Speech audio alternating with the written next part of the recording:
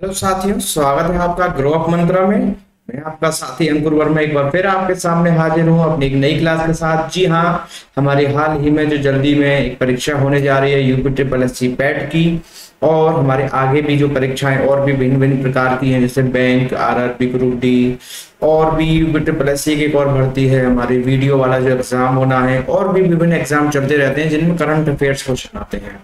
तो basically current affair तो हमेशा हर एग्जाम में ही काम आता है, तो उसी के क्रम में हमने मेन फिलहाल फोकस करते हुए पैट को, बाकी बात सभी एग्जाम्स में भी काम आने वाला है। तो हमने अपनी क्लास का करंट अफेयर्स का सिलसिला शुरू किया है, जिसमें आज हमारी दूसरी क्लास होगी। जी हाँ, हमने अपनी पिछली क्लास में क्वेश्चन 1 to 30 कवर किए थे। हम टोटल 300 क्वेश्चन सेलेक्ट किए हैं मोस्ट इंपोर्टेंट, जिनको हम 10 क्लासेस में कंप्लीट करेंगे UP triple S C PET के एग्जाम तक। तो जिसमें अगर आपने वो हमारी पहली क्लास अटेंड नहीं की है तो हमें डिस्क्रिप्शन बॉक्स में उसका लिंक दिया हुआ है, उस क्लास को भी देख सकते हैं। साथ ही इसी के साथ अपनी आज की क्लास को यहीं शुरू करते हैं, आपका ज्यादा समय खराब नहीं करेंगे। तो अगर हम आज की अपनी क्लास को शुरू करें तो एक बार फिर से हल्का सा बता देते हैं कि करंट अफेयर की आज ये क्लास दूसरी है, जिसमें हम एक 31 to 60 क्वेश्चन कवर करेंगे। तो इसी के साथ आपको पहला क्वेश्चन बिना देर किए दे देना चाहिए। तो आपके सामने पहला क्वेश्चन आ चुका है। हाल ही में किसे लोकपाल अध्यक्ष के अतिरिक्त प्रभार के रूप में नियुक्त किया गया था? जी हाँ, प्रदीप कुमार मोहंती, दिनेश जैन, भरत सिंह, अर्चना रामचंद्रन। अब आपको कमेंट करने के लिए टाइम मिलेगा, उसके बाद मैं अपना उत्तर दूंगा। आपका टाइम स्टार्ट हो चुका है। 10 सेकंड बाद जब आपका समय हो जाएगा, इतने में आप कमेंट कर सकते हैं, उसके बाद मैं आपको इसका उत्तर दे दूंगा।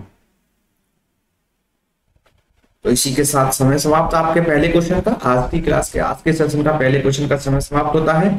चलते हैं इसके उत्तर की तरफ। तो आपको उत्तर बहुत ज्यादा अच्छे एक्सप्लेनेशन विद पिक्चर के साथ देने का मैंने आपको प्लान बनाया है। तो जैसा कि अभी आप इसका उत्तर देखेंगे। जी हाँ, तो आपके सामने क्वेश्चन और विद आंसर और एक्सप्लेनेशन के साथ हाजिर है। तो अगर हम बात करें हाल ही में किसे लोकपाल अध्यक्ष के अतिरिक्त प्रभार के रूप में नियुक्त किया गया था, तो इसका सही उत्तर होगा प्रदीप कुमार मोहंती। जी हाँ, सही उत्तर है option number A, Pradeep Kumar Mohanty. जैसा कि आप चित्र में देख भी पा रहे हैं इनको कि ये कौन सर है। अगर थोड़ा सा जान लेते हैं लोकपाल अध्यक्ष के संबंध में, तो राष्ट्रपति रामनाथ कोविंद ने लोकपाल के न्यायिक सदस्य न्यायमूर्ति प्रदीप कुमार मोहंती को न्यायमूर्ति पिनाकी चंद्र घोष का कार्यकाल पूरा होने के कारण, जी हाँ, एक और क्वेश्चन तैयार होता है कि कौन बने हैं नए? प्रदीप कुमार मोहंती। किसके स्थान पर आए हैं या इससे पूर्व में कौन थे? तो आंसर होगा पिनाकी चंद्र घोष। तो उनका कार्यकाल पूर्ण होने के पश्चात प्रदीप कुमार मोहंती आए हैं, नियुक्त किया गया है। लोकपाल की अगर हम बात करें, लोकपाल और लोकयुक्त अधिनियम की, तो 2013 में पारित किया गया था, जो कि 1 जनवरी 2014 को राष्ट्रपति ने इसे अपनी सहमति दे दी थी और 16 जनवरी 2014 को ये पूर्ण रूप से लागू हो गया। लेकिन अधिनियम कौन सा कहलाता है? लोकपाल और लोकायुक्त अधिनियम 2013 कहलाता है। अगर हम बात करें इसके चेयरपर्सन और सदस्यों के कार्यकाल की, तो इसका 5 वर्ष का कार्यकाल होता है, लेकिन एक बाध्यता और है, इसमें 70 वर्ष की आयु तक ही व्यक्ति इस पद पर रह सकता है। अर्थात 5 वर्ष या 70 वर्ष की आयु जो भी पहले पूर्ण हो रही होगी, उसके अनुसार व्यक्ति उतने समय तक इस पद पर बने रह सकता है। सपोज अगर कोई व्यक्ति 65 ईयर्स का है तो वो 5 साल के लिए रह पाएगा। अगर कोई 60% ईयर का कोई पर्सन है जो इस पद के लिए नियुक्त होता है, तो वह पूर्ण कार्यकाल का अपना जो भी कार्यकाल है उसको पूर्ण कर पाएगा। अगर कोई 68 का अगर व्यक्ति है आयु का, तो वह सिर्फ 2 वर्ष के लिए रहेगा, क्योंकि इसमें क्या 70 वर्ष आयु तक है मैक्सिमम। तो इसी के साथ अगला एक और बात, सुप्रीम कोर्ट के पूर्व न्यायाधीश है ये पिनाकी चंद्र घोष को देश का पहला लोकपाल नियुक्त किया गया था। जी हाँ, जो इससे पहले जिनके स्थान पर आप आए हैं प्रदीप कुमार मोहंती जी, तो वो कौन थे? पिनाकी चंद्र घोष जी थे, जो कि पहले लोकपाल नियुक्त किए गए थे, जो कि सुप्रीम कोर्ट के पूर्व न्यायाधीश भी हैं। तो इसी के साथ मुझे उम्मीद है साथियों आपको इस प्रकार से इनके बारे में इतनी सारी जानकारी मिलने से काफी हद तक मदद मिलेगी और आप इसको याद रख पाएंगे और साथ ही परीक्षा में भी इसका उत्तर दे पाएंगे। चलते हैं अपने आज की क्लास के दूसरे क्वेश्चन की ओर। जी हाँ, क्वेश्चन आपके सामने है, सुपर कंप्यूटर परम अनंता का उद्घाटन किस संस्थान में किया गया था? जी हाँ, आपका टाइम स्टार्ट होता है। IIT Gandhinagar, IIT Roorkee, IIT Kanpur या आईआईटी खड़गपुर।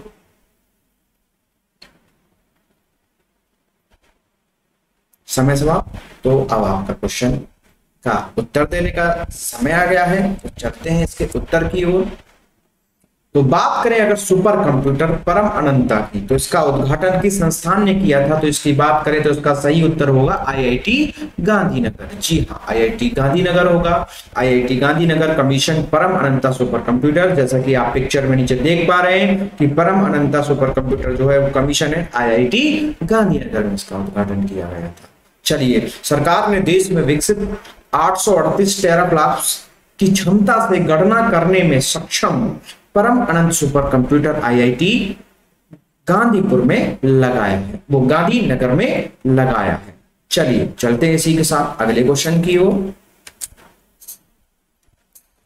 क्वेश्चन नंबर 33, हाल ही में किसे national assets reconstruction company limited का मुख्य कार्यकारी अधिकारी यानी कि चीफ एग्जीक्यूटिव ऑफिसर सीईओ जिसे कहा जाता है बनाया गया है। आपका टाइम स्टार्ट होता है। पद्म कुमार एम नायर, नटराजन चंद्रशेखरन, मालविका सिन्हा, नटराजन सुंदर। चलिए इसी के साथ समय आ गया आपको उत्तर बताने का, बहुत ज्यादा हमें समय खराब नहीं करना है। चलिए तो आपके सामने एक बार फिर से क्वेश्चन बोल देते हैं। National assets reconstruction company limited की अगर हम बात करें सीईओ की, मुख्य कार्यकारी अधिकारी, तो इसका उत्तर होगा नटराजन सुंदर। जी हाँ, जैसा कि आप पिक्चर में देख पा रहे हैं, नटराजन सुंदर एक्स एसबीआई एग्जीक्यूटिव भी रहे हैं, जो कि NARCL के चीफ बने हैं।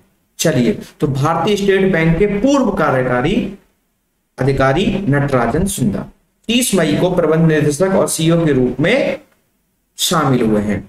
अगर इनकी बात करें तो इन्होंने 37 से अधिक वर्षों तक एसबीआई बैंक में सेवा दी है। उप एमडी और मुख्य क्रेडिट अधिकारी के रूप में ये सेवानिवृत्त हुए हैं या रिटायर हुए हैं। चलिए, और इनकी एक और विशेष बात, जो इस पद पर ये आए हैं, ये कैसे आए हैं? एक खुले विज्ञापन के माध्यम से, एक प्रतिस्पर्धा या कंपटीशन के माध्यम से, प्रक्रिया के माध्यम से इनको चुना गया है।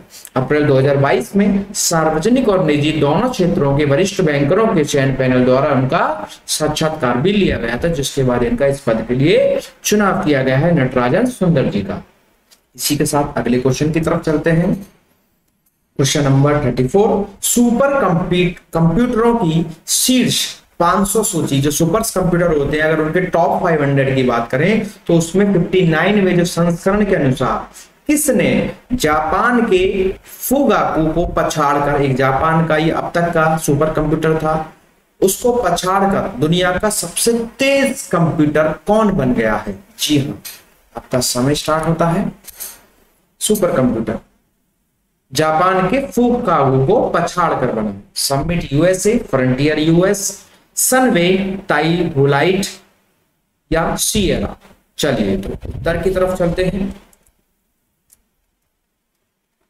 तो बात करें तो उत्तर की, तो आपके सामने उत्तर आ चुका है। दुनिया का सबसे तेज कंप्यूटर जो इस समय बन गया है वो फ्रंटियर यूएस से है।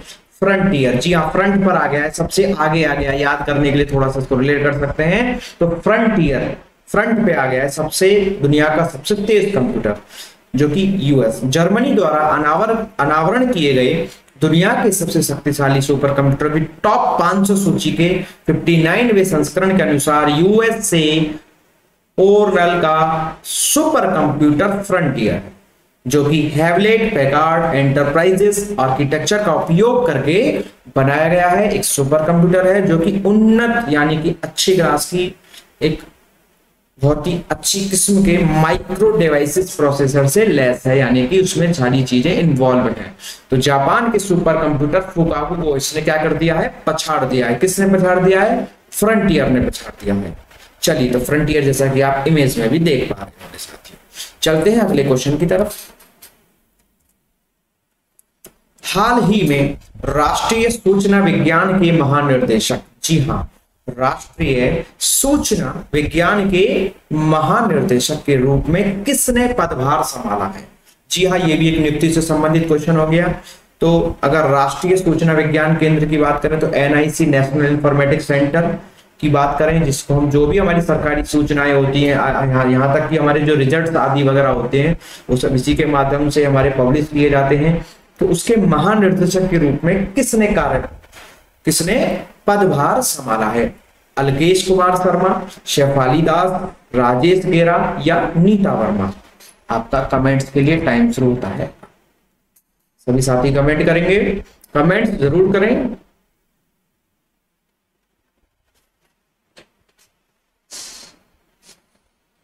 चलिए तो चलते हैं इसके उत्तर की ओर। हाल ही में अगर हम बात करें एनआईसी की, जैसा कि मैंने आपको बताया नेशनल इंफॉर्मेटिक्स सेंटर, तो इसके महानिर्देशक की अगर हम बात करें तो कौन चुने गए हैं? राजेश गेरा जी। जी हाँ, जैसा कि आपके सामने पिक्चर में आ रहा है। ये कौन है राजेश गेरा जी? ये एक सीनियर साइंटिस्ट हैं जो कि अब हमारे डायरेक्टर जनरल होंगे। महानिर्देशक को इंग्लिश में कहते हैं डीजी या डायरेक्टर जनरल। अब हो गए हमारे किसके? एनआईसी, नेशनल इंफॉर्मेटिक्स सेंटर के। तो क्रमिक मंत्रालय द्वारा जारी आदेश में वरिष्ठ वैज्ञानिक राजेश गेरा जी को राष्ट्रीय सूचना विज्ञान केंद्र एनआईसी का एमडी या और डीजी या महानिर्देशक नियुक्त किया गया है। महानिर्देशक नियुक्त किया गया है। वे एनआईसी में उप महानिर्देशक थे पहले। चलिए चलते हैं अगले क्वेश्चन की ओर।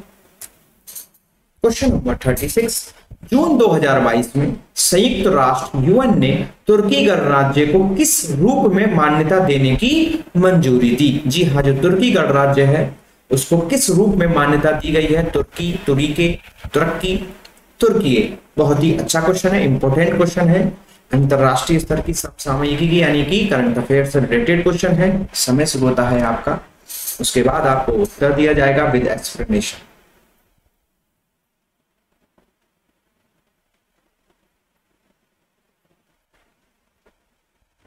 चलिए चलते हैं उत्तर की ओर। तो अगर हम बात करें जून 2022 में संयुक्त राष्ट्र यूएन ने तुर्की गणराज्य को किस रूप में मान्यता देने की मंजूरी दी है, तो इसका सही आंसर होगा तुर्कीये। जी हाँ, क्या होगा?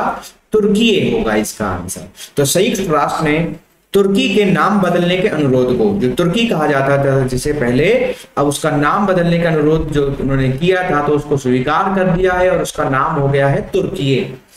तुर्की के विदेश मंत्री मेवतुल कावुसोगलू ने संयुक्त राष्ट्र महासचिव एंटोनियो गुटेरेस, जी हाँ अक्सर पूछ लेता है कि संयुक्त राष्ट्र महासचिव कौन है, तो ये भी अक्सर एग्जाम में आने वाला क्वेश्चन है। एंटोनियो गुटेरेस, तो उनको इन्होंने लिखा था, उसके बाद इनकी स्वीकृति मिल गई है और तुर्की अब से हमारा तुर्की के नाम से जाना जाएगा। चलते हैं अगले क्वेश्चन की ओर। किस राज्य केंद्र शासित प्रदेश ने हाल ही में भारतीय वायुसेना आईएफ के साथ अपनी तरह का पहला भारतीय वायुसेना विरासत केंद्र स्थापित करने के लिए एक समझौता ज्ञापन पर हस्ताक्षर किए? बहुत ही इंपॉर्टेंट क्वेश्चन है, ये हमारे रक्षा, हमारे देश से संबंधित होता है। ऐसे क्वेश्चंस के एग्जाम में आने की बहुत संभावना होती है। तो अगर हम बात करें किस राज्य ने, तो इसके लिए आपका समय स्टार्ट होता है। अब आप कमेंट करेंगे जम्मू कश्मीर, छत्तीसगढ़, महाराष्ट्र या चंडीगढ़।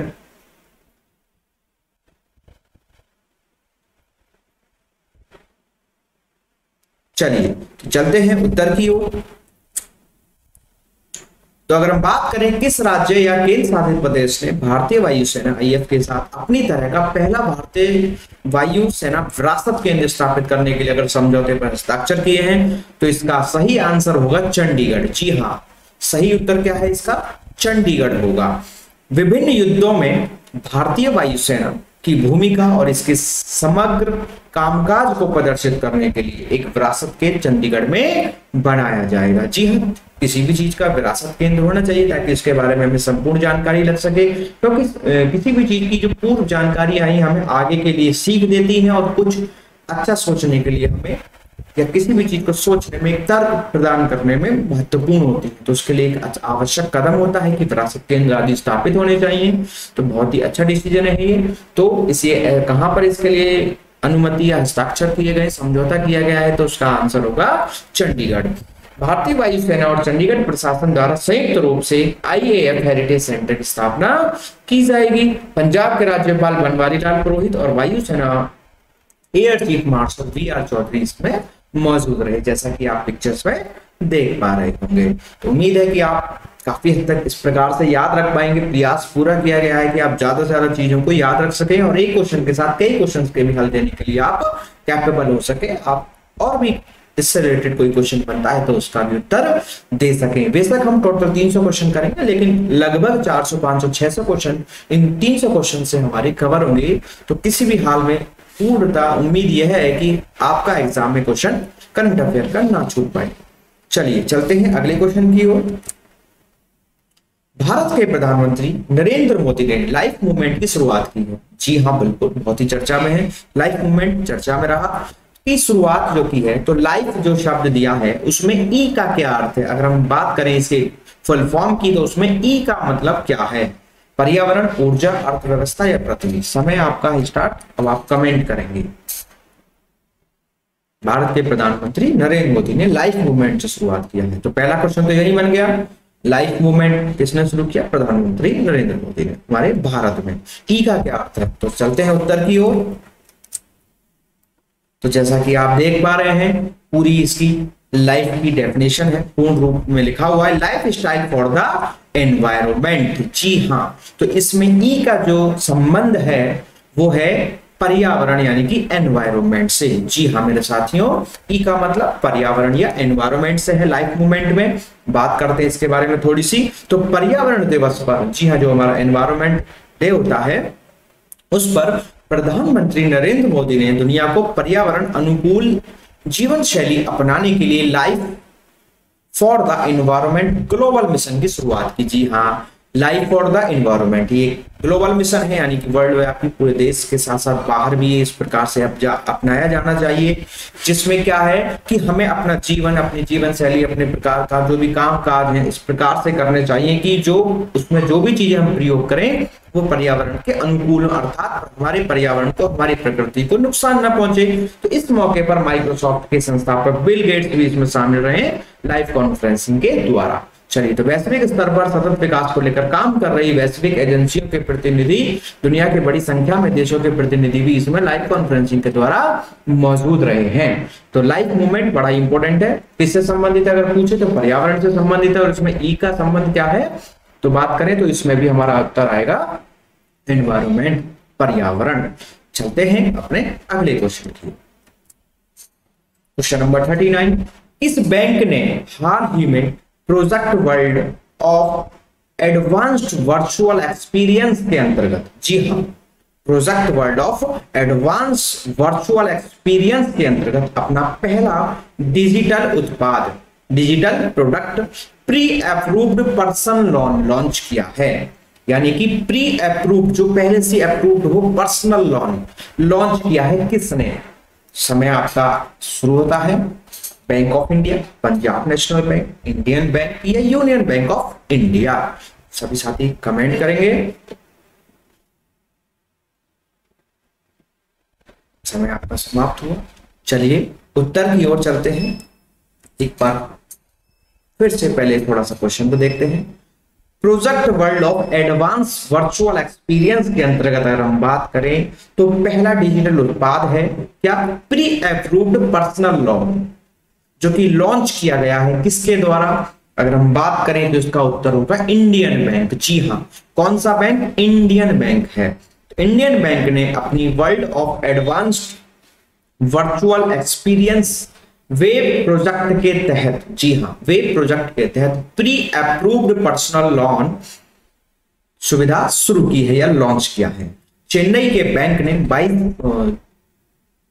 2022 जनवरी में अपना पहला digital product pre approved personal loan शुरू करने के लिए वेब प्रोजेक्ट की पेश की थी।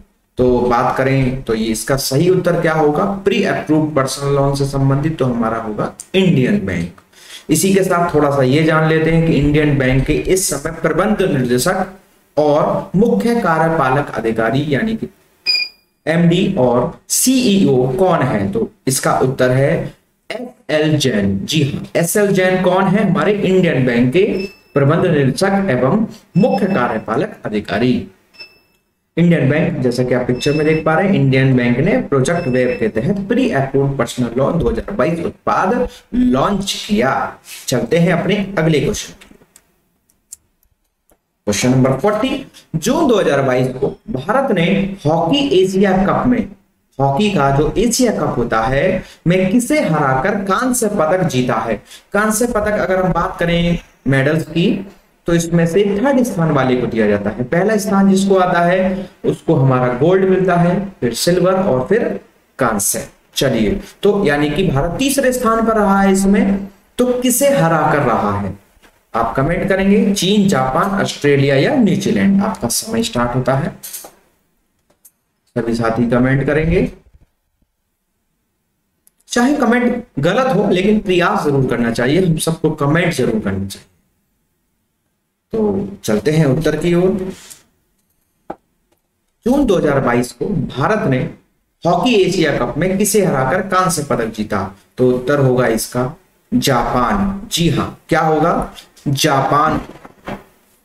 चलिए जान लेते हैं थोड़ा सा हॉकी एशिया कप के बारे में। तो हॉकी एशिया कप की बात करें तो हीरो जो है इसके प्रेजेंटेड है ये, जो कि जकार्ता में खेला गया। तो 2022 पुरुष हॉकी एशिया कप एशियाई हॉकी महासंघ द्वारा आयोजित एशिया की चतुष्कोणीय अंतरराष्ट्रीय पुरुष फील्ड हॉकी चैंपियनशिप है। पुरुषों की हॉकी एशिया कप का ये 11वां संस्करण था। कौन सा था, 11वीं 11वां जो एडिशन था, इस 11वीं बारी आयोजित किए गए हैं। 15 मार्च 2022 को यह घोषणा की गई थी कि टूर्नामेंट 23 मई 1 से 1 जून 2022 तक इंडोनेशिया के जकार्ता में जीबी के हॉकी फील्ड में आयोजित किया जाए। ठीक है, तो एशिया कप जो है हमारा जकार्ता में 2022 में आयोजित किया गया है, जिसमें अगर हम बात करें तो पहला स्थान दक्षिण कोरिया का रहा है जिसने गोल्ड मेडल जीता है, मलेशिया को सिल्वर और भारत को तीसरे स्थान के साथ ब्रॉन्ज यानी कि कांस्य के साथ ही रहना पड़ा। तो फिर भी हमारे लिए गर्व की बात है कि हमारे भारत ने इसमें कांस्य पदक जीता है। चलिए, तो किसको हरा के जीता है, जापान को हराकर जीता है। टॉप में कौन रहा, गोल्ड किसने जीता, दक्षिण कोरिया, सिल्वर मलेशिया। तो और भी आपको इसके बारे में काफी जानकारी मिल चुकी है। उम्मीद करता हूं कि इससे संबंधित क्वेश्चन अब आपका एग्जाम में गलत ना हो। चलते हैं अगले क्वेश्चन की ओर।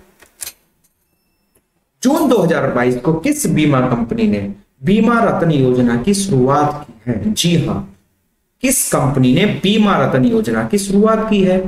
HDFC agro, max Life insurance, Bharat जीवन बीमा निगम या भारत बीमा निगम। चलिए, समय शुरू होता है आपका।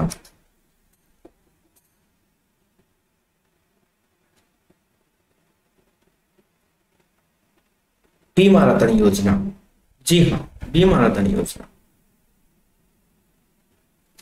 चलते हैं उत्तर की ओर।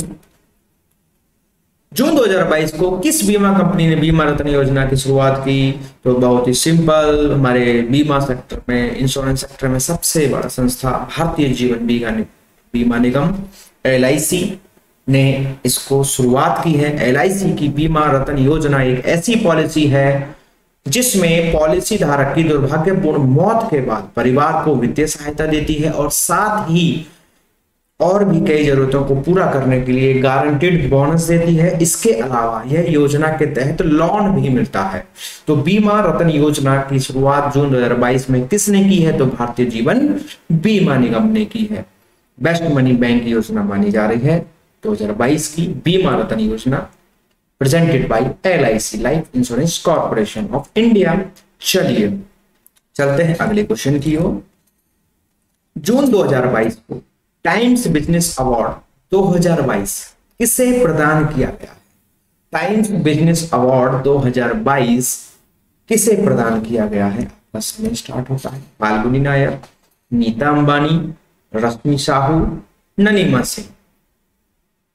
कमेंट करेंगे।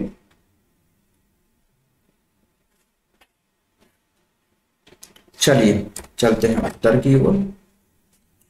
तो इसका सही उत्तर है रश्मि साहू।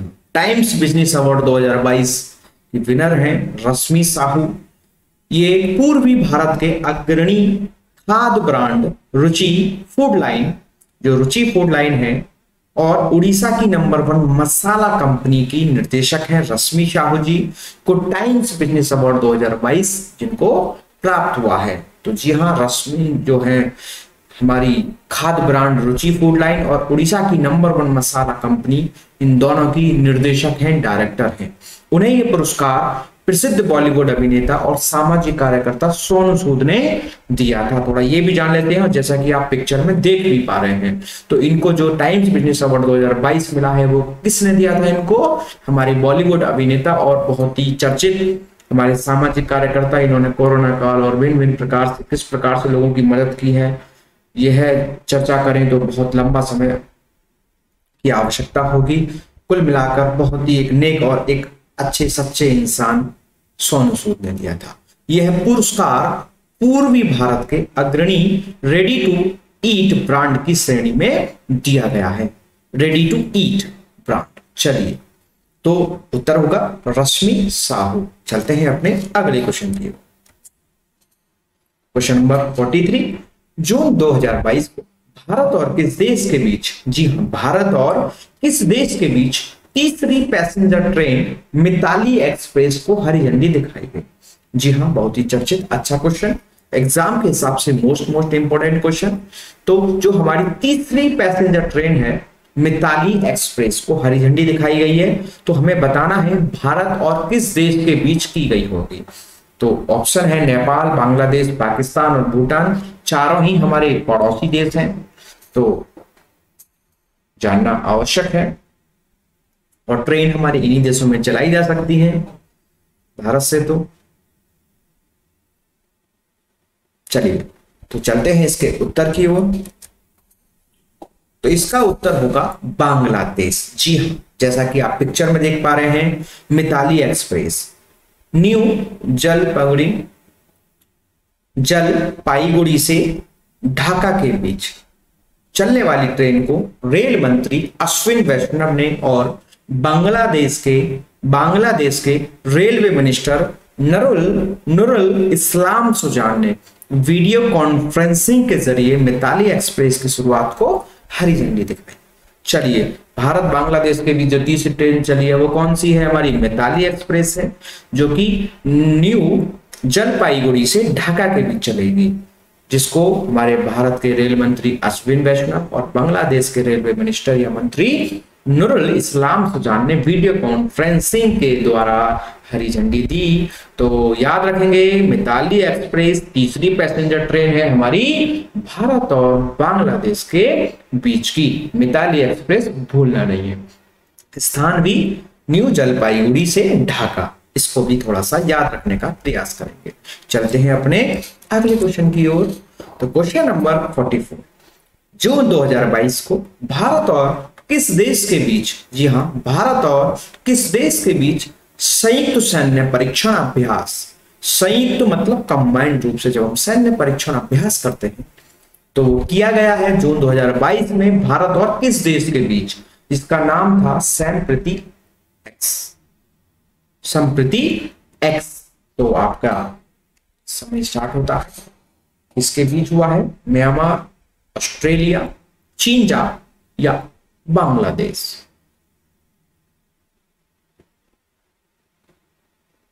चलते हैं अपने उत्तर की ओर। तो अगर हम बात करें इसकी संप्रति की, तो संप्रति एक्स की अगर हम बात करें तो यह है भारत और बांग्लादेश के बीच। जी हां, जून 2022 में किया गया, बहुत ही चर्चित था ये भी। तो जून 2022 में भारत और बांग्लादेश के बीच संयुक्त सैन्य परीक्षण अभ्यास किया गया, जिसका नाम है संप्रति एक्स। भारत बांग्लादेश पूर्व संप्रति एक्स सेना अभ्यास, जैसा कि आप पिक्चर में भी देख पा रहे हैं। चलते हैं अपने अगले क्वेश्चन की। सभी साथियों से निवेदन है, अगर आपको हमारी क्लास समझ में आ रही है, अच्छी लग रही है, चीजें हमारे अच्छी हैं, तो प्लीज अगर अभी आपने चैनल को सब्सक्राइब नहीं किया है तो चैनल को सब्सक्राइब कर लें, ताकि आगे आपको इसी प्रकार की अच्छी अच्छी वीडियो मिल सके और हमें भी पता चल सके कि आपको इस प्रकार की चीजें हमारी अच्छी लगी और हम भी आगे इससे भी अच्छी और बेहतरीन तरीके से चीजों को आपके लिए उपलब्ध करा सकें। साथ ही वीडियो को लाइक कर दें और कमेंट्स करके अपने सुझाव हमारे लिए जरूर मेंशन करें। आपके सुझाव हमारे लिए बहुत ही महत्वपूर्ण है। तो आपके सामने क्वेश्चन आ चुका है 45। जून 2022 को किसे गरुड़ एरोस्पेस का ब्रांड एम्बेसडर बनाया गया है? गरुड़ एरोस्पेस का ब्रांड एम्बेसडर बनाया गया है शाहरुख खान, अमिताभ बच्चन, सचिन तेंदुलकर या महेंद्र सिंह धोनी। समय शुरू होता है आपका अब। सभी साथी कमेंट करेंगे। गरुड़ एरोस्पेस का ब्रांड एम्बेसडर, चलते हैं अपने उत्तर की ओर। तो अगर हम बात करें गरुड़ एरोस्पेस का ब्रांड एम्बेसडर, तो आपके सामने फोटो में तस्वीर में दिख रहा होगा, आप एक बार में समझ चुके होंगे कि कौन है। तो हमारे भारतीय युवाओं के दिलों की धड़कन महेंद्र सिंह धोनी। जी हाँ, तो गरुड़ एरोस्पेस का जो ब्रांड एम्बेसडर है वो महेंद्र सिंह धोनी बने। जैसा कि आप देख रहे हैं, ये ड्रोन टाइप होता है, ड्रोन जो आसमान में उड़ता है, ठीक है। तो उसी से संबंधित ये इसके संस्था के या कॉमर्शियल बॉडी के ये ब्रांड एम्बेसडर बने हैं महेंद्र सिंह धोनी। क्रिकेटर महेंद्र सिंह धोनी को ड्रोन स्टार्टअप, ड्रोन इसी को कहते हैं जो आपके स्क्रीन पर लेफ्ट में पिक्चर दिख रही है, दूसरी महेंद्र सिंह धोनी के अटैच में साथ में, तो इसी को ड्रोन कहा जाता है। तो ड्रोन स्टार्टअप गरुड़ एरोस्पेस का ब्रांड एम्बेसडर बनाया गया। कंपनी ने 6 जून को इसकी घोषणा की थी। 6 जून 2022 को धोनी ने इस कंपनी में निवेश भी किया है। जी हाँ, सबसे बड़ी बात कि धोनी सिर्फ इसके ब्रांड एम्बेसडर नहीं, साथ में इसके शेयर होल्डर भी बन गए हैं। किसके? गरुड़ एरोस्पेस के ब्रांड एम्बेसडर के साथ साथ शेयर होल्डर भी बन गए, क्योंकि इन्होंने इस कंपनी में निवेश भी किया है।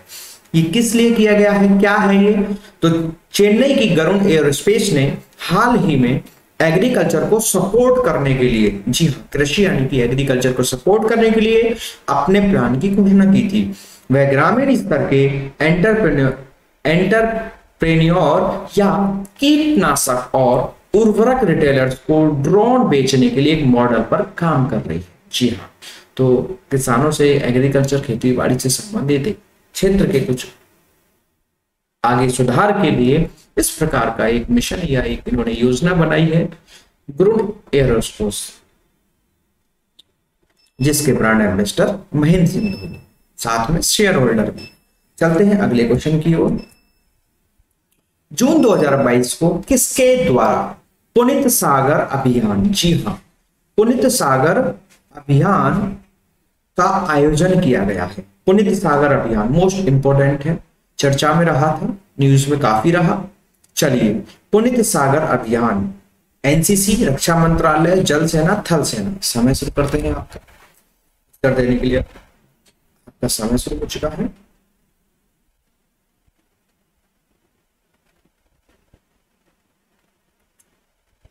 चलिए, तो आपका समय समाप्त। चलते हैं। तो अगर हम बात करें पुनीत सागर अभियान की, तो इसका आयोजन एनसीसी के द्वारा किया गया है, नेशनल कैडेट कोर। चलिए, एनसीसी लगभग आप सभी परिचित हैं, कॉलेज और स्कूल या विद्यालय स्तर पर एनसीसी के जो है आपने देखे होंगे एक्टिविटीज होती रहती, नेशनल कैडेट कोर, जिसमें हमारे बच्चे जो स्टूडेंट्स होते हैं वो शामिल होते हैं। एक प्रकार का आर्मी का एक जैसा एक शिक्षण होता है जो अनुशासन और कई चीजों का और देश सेवा, देशभक्ति, ऐसे विभिन्न भावों को हमारे अंदर संचार करने का कार्य करता है, जिसमें से एक मैं भी एनसीसी का कभी कैडेट रहा हूँ।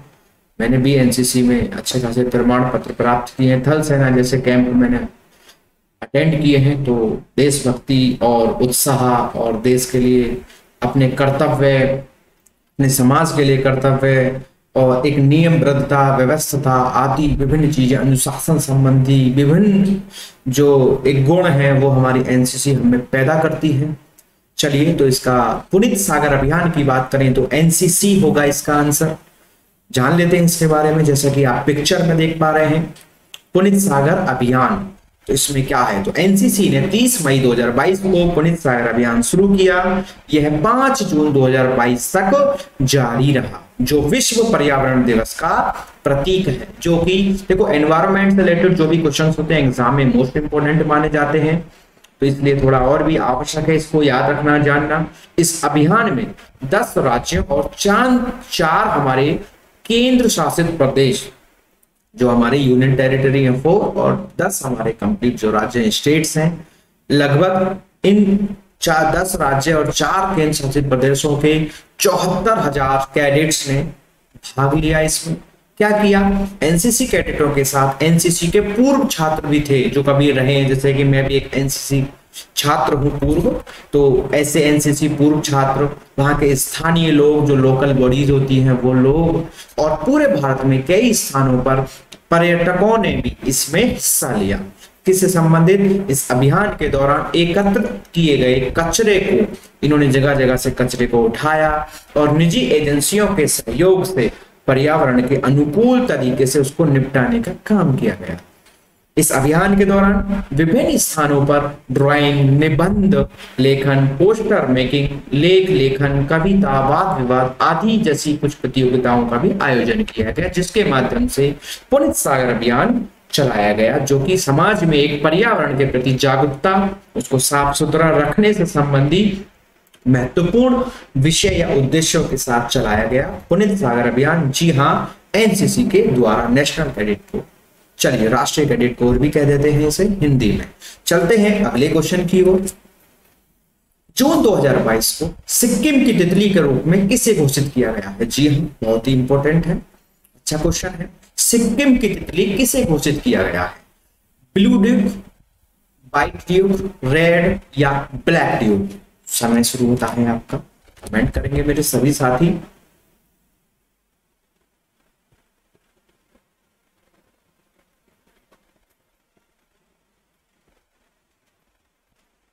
चलिए तो चलते हैं इसके उत्तर की तरफ। जून 2022 को सिक्किम की तितली के रूप में किसे घोषित किया गया है? तो उत्तर होगा हमारा ब्लू ड्यूक, जैसा कि आप पिक्चर में देख पा रहे हैं। राज्य तितली ब्लू ड्यूक को सिक्किम और पूर्वी हिमालय क्षेत्रों में बसारोना दुर्गा के नाम से भी जाना जाता है। जो हमारी ब्लू ड्यूक है, अगर हम इसको बात करें तो सिक्किम की या पूर्वी हिमालय रीजन की बात करें, एरिया की बात करें, तो वहां इसको बसारोना दुर्गा के नाम से भी जाना जाता है। इसकी खोज सिक्किम में वर्ष 1858 में की गई थी। राज्य सरकार से वर्ष 2022 में इसे राज्य तितली घोषित किया गया है। पश्चिमी सिक्किम के दराब के बटरफ्लाई सोसाइटी ऑफ सिक्किम के सदस्य नौशाद एम लिंबू ने सरकार से राज्य तितली की घोषणा करने का आग्रह किया था।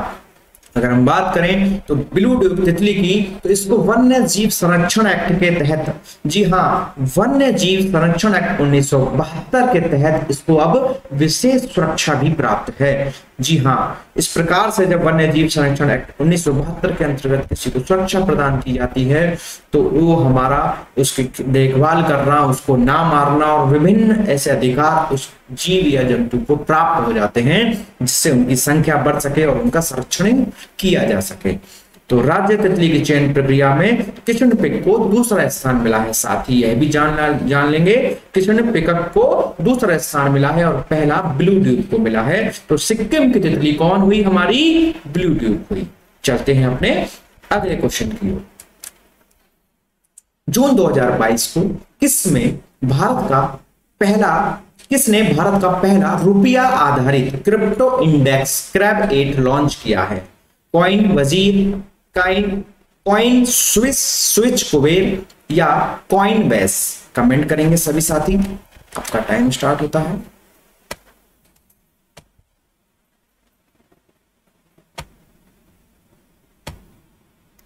चलिए तो आते हैं अपने उत्तर की ओर। जून 2022 को किसने भारत का पहले रुपया, तो उत्तर देख लेते हैं। तो इसका आंसर होगा कॉइन स्विच कुबेर।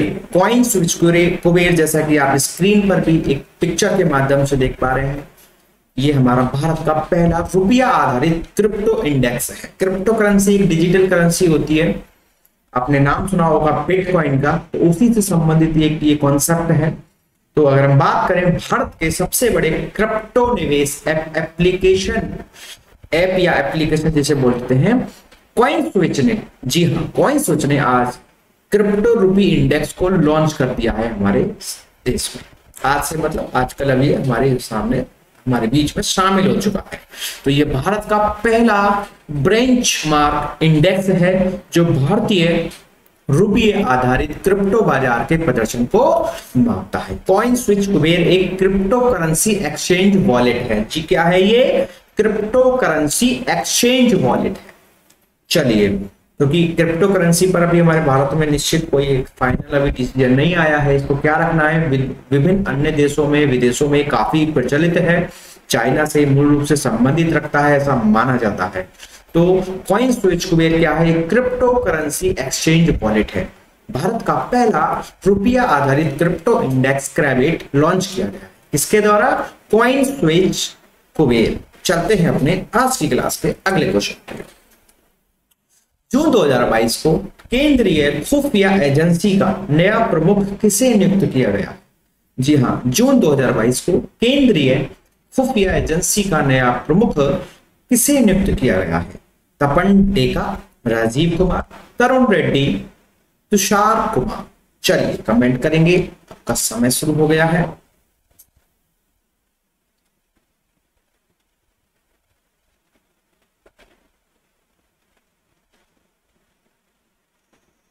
चलिए समय समाप्त। चलते हैं अपने इस क्वेश्चन के आंसर की।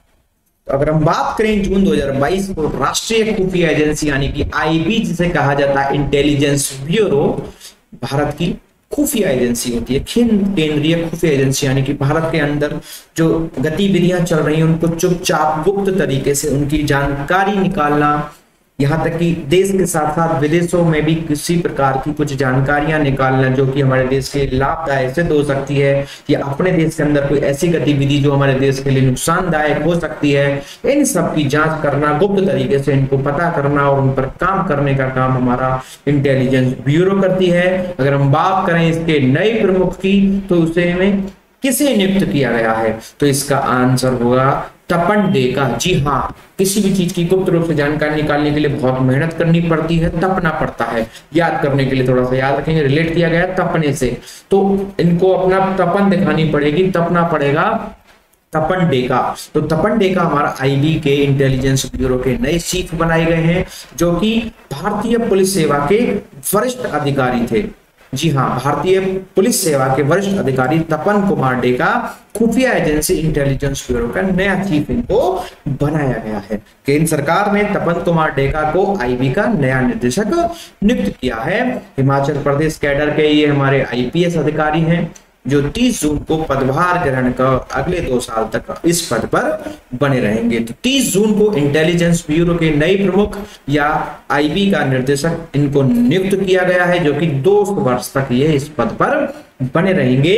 तपन डेका जो कि एक आईपीएस अधिकारी हैं। चलिए चलते हैं अपने अगले क्वेश्चन की।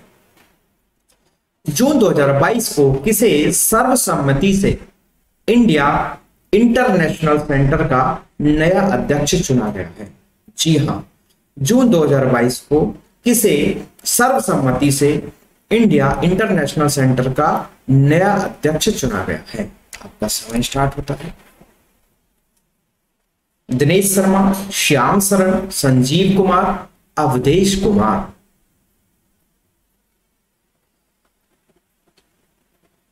चलिए चलते हैं अपने उत्तर की ओर। जून 2022 को किसे सर्वसम्मति से इंडिया इंटरनेशनल सेंटर का नया अध्यक्ष चुना गया है? तो बात करें तो इसका उत्तर होगा श्याम शरण। जी हां, जैसा कि आप पिक्चर में देख पा रहे हैं श्याम शरण जी। तो पूर्व विदेश सचिव, जी हां, पहले जान लेते हैं उससे पहले कि ये कौन है। तो ये पूर्व विदेश सचिव तथा परमाणु मामलों और जलवायु परिवर्तन के लिए प्रधानमंत्री के विशेष प्रतिनिधि रहे। तो पूर्व विदेश सचिव भी रहे और ये परमाणु मामलों और जलवायु परिवर्तन जैसे मामलों के पर्यावरण से संबंधित जो हमारा मंत्रालय होता है इसके लिए प्रधानमंत्री के विशेष प्रतिनिधि भी रहे हैं हमारे, जो कि इनको अब हमारा इंडिया इंटरनेशनल सेंटर का अध्यक्ष बनाया गया है। इंडिया इंटरनेशनल सेंटर का अध्यक्ष बनाया गया है। साल 2010 में प्रशासन छोड़ने के बाद उन्होंने राष्ट्रीय सुरक्षा परिषद के तहत राष्ट्रीय सुरक्षा सलाहकार बोर्ड के अध्यक्ष के रूप में भी कार्य किया है। जी हाँ, पूर्व विदेश सचिव भी रहे हैं, परमाणु मामलों और जलवायु परिवर्तन से संबंधित मामलों के विशेष प्रतिनिधि रहे हैं प्रधानमंत्री जी के, साथ ही राष्ट्रीय सुरक्षा परिषद के तहत राष्ट्रीय सुरक्षा सलाहकार बोर्ड के अध्यक्ष के रूप में भी काम किया है, और साल 2011 से 2017 तक आर्थिक मुद्दों में विशेषज्ञता वाले एक प्रसिद्ध थिंक टैंक विकासशील देशों के लिए अनुसंधान और सूचना प्रणाली के निर्देशक के रूप में भी काम किया है। बड़े अनुभवी और एक महत्वपूर्ण व्यक्ति हैं श्याम सरन जी, इंडिया इंटरनेशनल सेंटर के जिनको अध्यक्ष चुना गया है। चलते हैं इसी के साथ अपने अगले क्वेश्चन। किस भारतीय बीमा कंपनी ने हाल ही में संयुक्त राष्ट्र समर्थित principle for responsible investment PRI पर हस्ताक्षर किए? जी हाँ, समय शुरू होता है आपका। किस भारतीय बीमा कंपनी ने हाल ही में संयुक्त राष्ट्र समर्थित principle for responsible investment PRI पर हस्ताक्षर किए? ICI, Max Life Insurance, HDFC life insurance, Bharatiya Jeevan बीमा निगम। तो आपका समय भी ओवर हो चुका है, चलते हैं अपने आंसर की तरफ। तो इसका उत्तर होगा HDFC लाइफ इंश्योरेंस। जी हाँ, सर उठा के जियो, इसकी टैगलाइन है HDFC लाइफ। तो HDFC लाइफ संयुक्त राष्ट्र समर्थित principle for responsible investment PRI में शामिल हो गया है। HDFC लाइफ कि अगर हम बात करें प्रबंध निदेशक की, मैनेजिंग डायरेक्टर की या CEO मुख्य कार्यकारी अधिकारी, तो इसके ये मुख्य कार्यकारी अधिकारी या प्रबंध निदेशक हैं विभा पडलकर। जी हाँ, विभा पडलकर। तो इसी के साथ हमने कई क्वेश्चंस इसमें जाने। तो संयुक्त राष्ट्र समर्थित प्रिंसिपल फॉर रेस्पॉन्सिबल इन्वेस्टमेंट पर हस्ताक्षर किसने किए हैं, किस बीमा कंपनी ने किए हैं? तो इसका उत्तर होगा HDFC life Insurance. HDFC life insurance. चलते हैं अपने अगले क्वेश्चन पे। किस भारतीय महिला खिलाड़ी ने मनीला फिलीपींस में आयोजित बैडमिंटन एशिया चैंपियनशिप में कांस्य पदक जीता है? बहुत ही अच्छा क्वेश्चन, इंपॉर्टेंट, खेलों से संबंधित है, तो एक आवश्यक क्वेश्चन अपने आप में बन जाता है। तो किस भारतीय महिला खिलाड़ी ने मनीला फिलीपींस में आयोजित बैडमिंटन एशिया चैंपियनशिप में कांस्य पदक जीता है? PV सिंधु, साइना नेहवाल, मानसी ग्रीशचंद्र जोशी या अश्वनी पोनप्पा? आपका समय शुरू है। सभी साथी कमेंट करेंगे, इतने हम रेस्ट करेंगे।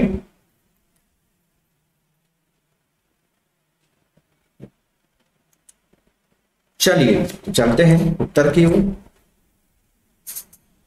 तो इसका आंसर होगा फिलीपींस में जो बैडमिंटन एशिया चैंपियनशिप हुई है उसमें PV सिंधु ने, जी हाँ PV सिंधु ने मनीला में एशिया बैडमिंटन चैंपियनशिप में भारत की PV सिंधु ने दूसरा एशियाई कांस्य पदक जीता है। उन्होंने पिछली चैंपियनशिप और शीर्ष वरीयता प्राप्त जापान की अकाने यामागुची को हराया है। तो अगर हम बात करें मनीला फिलीपींस में आयोजित भारतीय महिला खिलाड़ी जिन्होंने बैडमिंटन एशिया चैंपियनशिप में कांस्य पदक जीता, तो हमारा उत्तर होगा PV सिंधु। जी हाँ, जो आपके सामने पिक्चर में दिख रही हैं ये इसी टूर्नामेंट की एक पिक्चर है। चलते हैं अपने अगले क्वेश्चन। खाता एग्रीगेटर AA फ्रेमवर्क पर लाइव होने वाला पहला सार्वजनिक क्षेत्र का बैंक कौन सा है? चलिए, पहला सार्वजनिक क्षेत्र का बैंक, सार्वजनिक यानी कि जो गवर्नमेंट बैंक होते हैं। तो खाता एग्रीगेटर AA फ्रेमवर्क पर लाइव होने वाला पहला सार्वजनिक क्षेत्र का कौन सा बैंक है? Punjab national bank, bank of Baroda, central bank India या union bank of India? Question आपके सामने है, कमेंट करेंगे।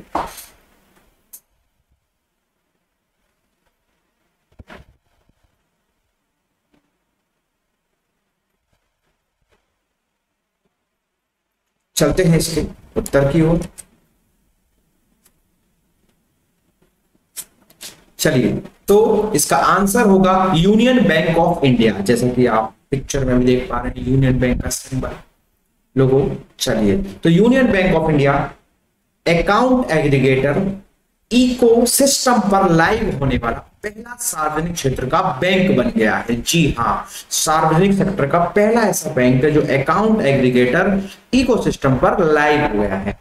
चलिए, यह फ्रेमवर्क या ढांचा जो है विनियमित संस्थाओं के बीच वास्तविक समय के आधार पर वित्तीय जानकारी साझा करने की सुविधा प्रदान करता है। वित्तीय सूचना प्रदाताओं की अगर हम बात करें या वित्तीय सूचना उपयोगकर्ताओं के बीच जो डेटा का प्रवाह को सक्षम करने के लिए अकाउंट एग्रीगेटर को भारतीय रिजर्व बैंक द्वारा लाइसेंस प्राप्त है। और अगर हम बात करें यूनियन बैंक की मुख्यालय की, अक्सर पूछ लेता है एग्जाम्स में, तो यूनियन बैंक ऑफ इंडिया का हेडक्वार्टर या मुख्यालय कहाँ है, तो वह है हमारा मुंबई, महाराष्ट्र में। तो इसी के साथ खाता एग्रीगेटर फ्रेमवर्क पर लाइव होने वाला पहला सार्वजनिक क्षेत्र का बैंक हमारा है यूनियन बैंक ऑफ इंडिया। चलते हैं अगले क्वेश्चन की ओर। सेबी ने अपनी द्वितीयक बाजार सलाहकार समिति का पुनर्गठन किया। बिल्कुल ठीक बात है। तो आपको बताना है कि इस समिति की अध्यक्षता कौन करेंगे या इसके अध्यक्ष कौन है। आपका समय स्टार्ट होता है। सेबी ने अपनी द्वितीयक बाजार सलाहकार समिति का पुनर्गठन किया, इसके अध्यक्ष का बताना है कौन है।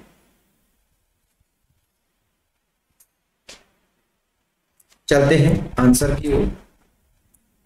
तो इसका आंसर होगा जी महालिंगम। जी हाँ, जी महालिंगम सेबी की अपनी एक और समिति द्वितीय बाजार सलाहकार समिति के अध्यक्ष हैं। कौन? जी महालिंगम। चलते हैं अगले क्वेश्चन की। जलवायु परिवर्तन और खाद्य उत्पादन में अपने शोध के लिए, जलवायु परिवर्तन और अपने खाद्य उत्पादन में जो अपने शोध है, रिसर्च है के लिए विश्व खाद्य पुरस्कार 2022 प्राप्त करने वाले वैज्ञानिक का नाम बताइए। आपका समय शुरू होता है अब। डेविड नाब्रो, रतनलाल, सिंथिया, रोजेन ज़विंग या हावर्थ बॉयज। सभी साथी कमेंट करेंगे।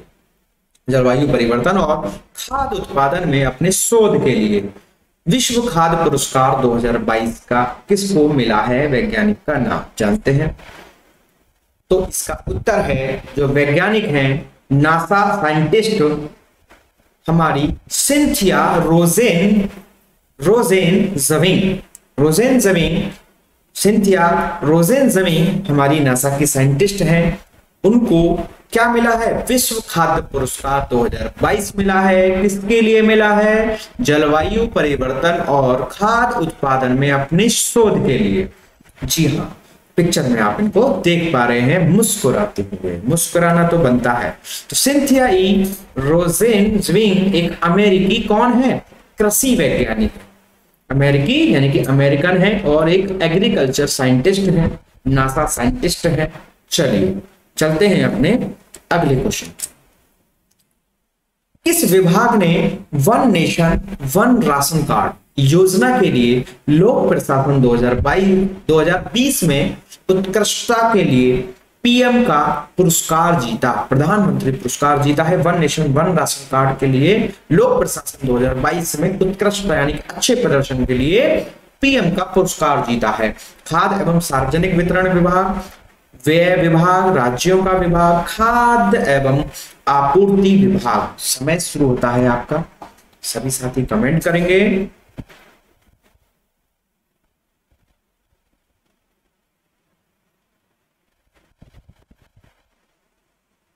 चलिए, तो समय आ गया है उत्तर जानने का। तो किस विभाग ने one nation one ration card योजना के लिए लोक प्रशासन 2020 में उत्कृष्टता यानी अच्छे प्रदर्शन के लिए प्रधानमंत्री पुरस्कार जीता? तो इसका उत्तर होगा खाद्य एवं सार्वजनिक वितरण विभाग, department of food and public distribution. जी हाँ, department of food and public distribution ने जीता है। इस योजना के अंतर्गत देश का कोई भी नागरिक किसी भी पीडीएस शॉप से अपने राशन की प्राप्ति कर सकता है। मतलब ऐसा नहीं है कि अपने नजदीकी एरिया में जो आपकी दुकान है जहां से आपको राशन मिलता है वहीं से लेंगे, आप किसी भी शॉप से ले सकते हैं। क्यों?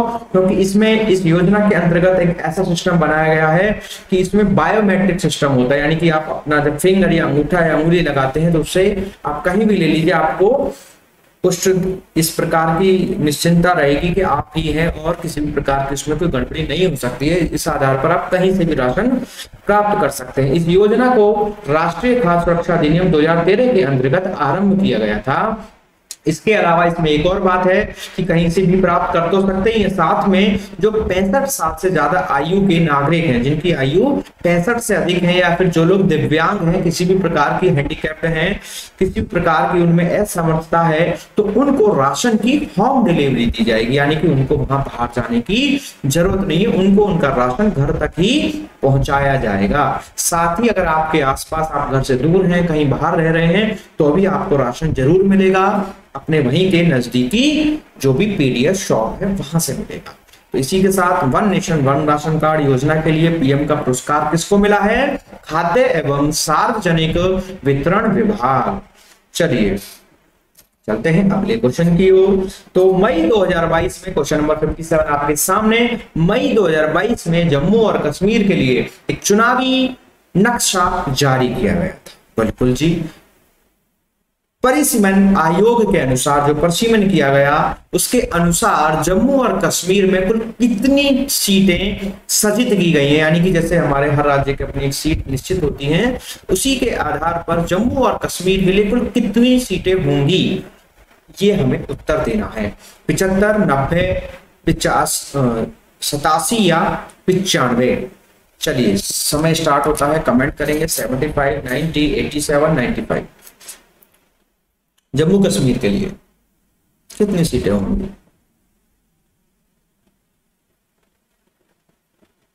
चलिए जानते हैं उत्तर को।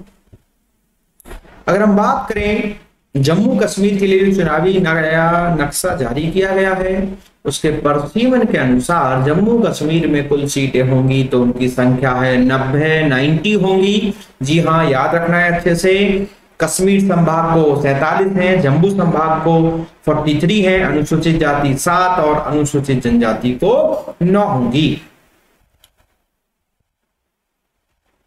चलिए इसमें से ये अलग से, तो आयोग के सुझाव को मंजूरी देते हुए केंद्र सरकार ने गजट पत्र प्रकाशित करके जम्मू कश्मीर में नई विधानसभा सीटों और लोकसभा सीटों के लिए अधिसूचना जारी कर दी, जिसमें जम्मू कश्मीर में कुल 90 विधानसभा सीटें तय की गई हैं, कश्मीर में 47 और जम्मू में 43, जिनमें से अनुसूचित जाति के लिए 7 रिजर्व की गई है और अनुसूचित जनजाति के लिए 9 सीटें रिजर्व की गई हैं। चलते हैं अपने अगले क्वेश्चन नंबर 58।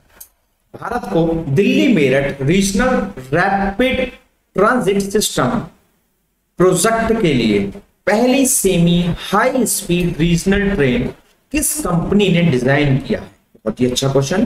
भारत को Delhi Meerut regional rapid transit system project के लिए पहली semi high speed regional train किस कंपनी ने डिजाइन किया है? Bharat heavy electrics limited, electric locomotive factory, Alstom या चितरंजन लोकोमोटिव वर्क्स। समय शुरू होता है आपका, सभी साथी कमेंट करेंगे।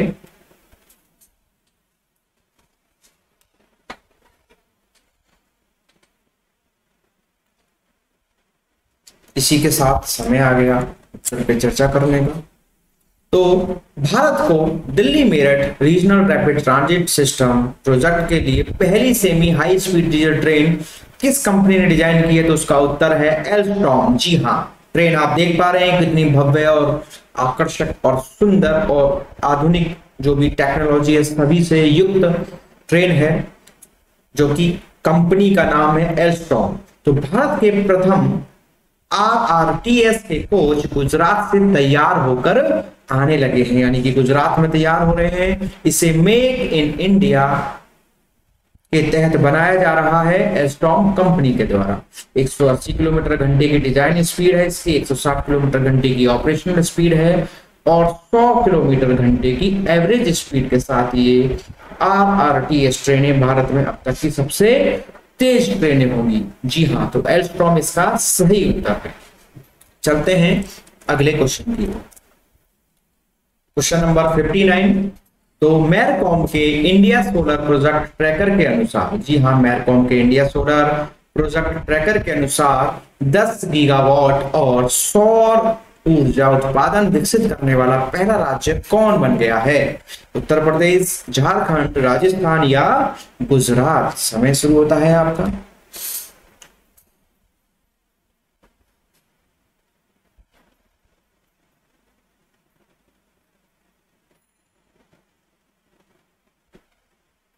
चलिए चलते हैं उत्तर की ओर। तो इसका उत्तर होगा 10 गीगावाट और सौर उत्पादन ऊर्जा विकसित करने वाला पहला राज्य कौन है? तो उसका उत्तर होगा Rajasthan. Rajasthan become the first 10 gigawatt solar state. जी हाँ, तो उत्तर क्या होगा? राजस्थान, भूलना नहीं है। चलते हैं अपने अगले क्वेश्चन, आज की क्लास का अंतिम क्वेश्चन। जी हाँ, जैसा कि हमने बताया कि हम अपने 300 question MCQ question current affair के लिए डिस्कस करेंगे, जो कि अपनी कुल 10 क्लासेस में कवर करेंगे। तो जिसकी आज हमारी दूसरी क्लास थी, जिसमें हमने 31 से क्वेश्चन नंबर 60 डिस्कस करने, या 31 से हमने 60 क्वेश्चन तक डिस्कस होने जा रहे हैं। जिसके बाद से आगे के क्वेश्चन हम अपनी अगली क्लासेस में करेंगे। तो आज की क्लास का अंतिम क्वेश्चन देख लेते हैं। भारतीय प्रतिभूति और विनिमय बोर्ड यानी कि सेबी ने पर्यावरण, सामाजिक और शासन से संबंधित मामलों के लिए एक सलाहकार समिति का गठन किया। इसकी अध्यक्षता कौन करेगा? पर्यावरण, सामाजिक और शासन से संबंधित मामलों के लिए जो सलाहकार समिति है, इसके अध्यक्ष कौन है? सेबी द्वारा जो निर्मित है। चंद्रेश निगम, नवनीत मनोत, निमेश शाह या विनोद ढल्लो। आपका समय शुरू होता है, सभी कमेंट करेंगे। आज की क्लास का अंतिम क्वेश्चन है।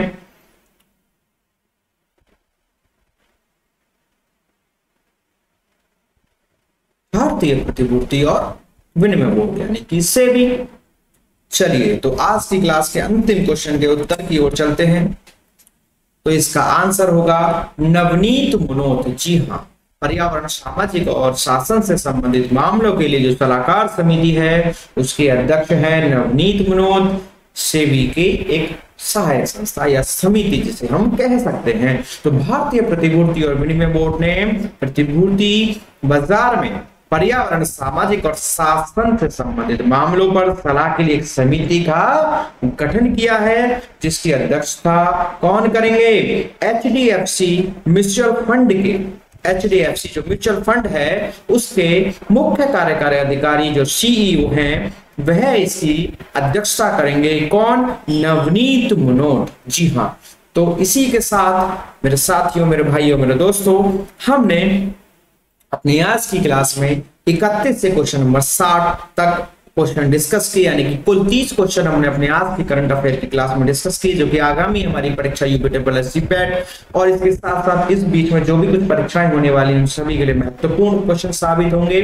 उम्मीद करता हूं कि आपको समझ में आए होंगे, बहुत ही अच्छे से इनके आंसर के साथ साथ इसकी अन्य जानकारी भी आप कुछ प्राप्त कर पाए होंगे। अगर आपको हमारी जानकारी अच्छी लगी, आपको हमारा ठीक लगा, सारी चीजें ठीक है, तो प्लीज वीडियो को जरूर लाइक कर दें। चैनल सब्सक्राइब नहीं किया हो तो प्लीज चैनल को सब्सक्राइब कर दें। साथ ही अगर वीडियो अच्छी लगी है तो और भी अगर आपको लगता है कि चीजें इस प्रकार की मिलनी चाहिए, तो प्लीज वीडियो को थोड़ा शेयर भी कर दें, जिससे हमारा उत्साहवर्धक होगा और हम और भी अच्छी अच्छी चीजें आपके लिए लेकर आपके सामने हाजिर होंगे। तो इसी के साथ मैं आपका साथी अंकुर वर्मा आपसे विदा लेता हूँ आज की क्लास में। तो आज की क्लास हमारी यहीं जो है समाप्त होती है। तो thanks for watching, please like and subscribe the channel. Okay, thank you. एक बार फिर आपका बहुत बहुत आभार। ग्रो अप मंत्रा में मैं आपका साथी अंकुर वर्मा। Okay, bye.